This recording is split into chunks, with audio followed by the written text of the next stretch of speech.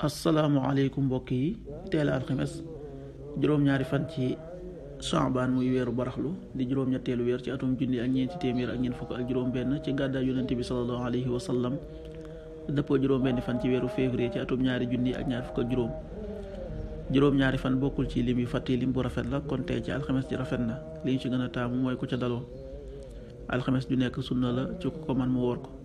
ñaanu bis bi: yow yàlla na nga yeesal ngëm yàlla ci sama xol. allahumma jaddidil imaana fi qalbi. allahumma jaddidil imaana fi qalbi. xadiisu bis bi yonente sallallahu alayhi wa sallam nee na: ku saraxe lu toll ni ab tàndarma ci alal ju lew te sunu boroom du nangu lu dul lu lew, sunu boroom dina ko nangu ci ndeyjooram di ko yaral boroom niki kenn ci yéen ni muy yaree aw molam ba mu mujj toll ni aw doj. xadis bi Buxaari moo ko nettali. qaala rasulullahi sallallahu alayhi wa sallam: man tasaddaqa bi adli tamratin min kasbin tayyib wala yaqbalu llahu ila tayyib wa inna allaha yataqabbaluha bi yaminihi summa yurabbiha li saaxibi kama yurabbi ahadukum faluwahu xatta takuna misla aljabal. rawaahu Buxaari.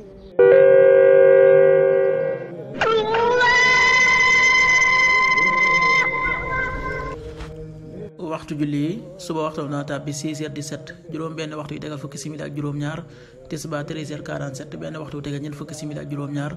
takkusaan 16h47, ñeenti waxtu yu tegal ñeent fukki simili ak juróom-ñaar. timis 19h10, juróom-ñaari waxtu yu tegal fukki simili. gee 20h21, juróom-ñetti waxtu yu tegal ñaar fukki simili ak benn. loolu mooy waxtu julli ci Touba ak li ko wër. bu fekkee ne ko Touba soo ko féetee penku ñaar fukk ak juróom-ñaari kilomètre ju ne wàññil benn simili. soo ko féetee soowu ñaar fukk ak juróom-ñaari kilomètre ju ne yokkal benn simili. soo ko féetee gànnaar wala Saalum téeméeri kilomètre ju ne yokkal benn simili. jant bi dana fenk 7h32, juróom-ñaari waxtu yu tegal fanweeri simili ak ñaar. di so 19h06, juróom-ñaari waxtu yu tegal juróom benn simili. yàlla na nu yàlla nangul te nangul leen, amin.